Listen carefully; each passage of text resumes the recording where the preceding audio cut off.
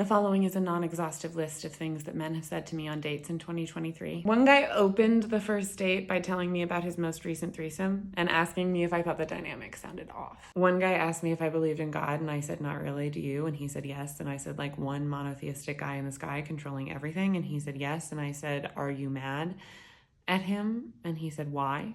And I said, because of the way that the world is. One guy asked me if I was ready to have kids in the next 3 years. So I said, how much money do you make? And he said, excuse me. And I said, the answer to that question has a direct impact on whether or not I want you to impregnate me in the next 3 years. He was not amused, which makes sense because I wasn't joking. One guy looked at me when we were wrapping up at our first venue and said, I know the perfect next spot. It's full of white people. You'll fit right in. And when we got there, they were playing Dolly Parton. I did sing along. One guy told me he was a novelist, so I asked him about the novels he'd published, and he told me he'd published none, so I asked him about the novels he'd written, and he told me he'd written one 10 years ago. Two guys told me about their experience on The Price is Right. One guy asked me how I got so funny, and I said childhood trauma, and he said, you don't seem that traumatized.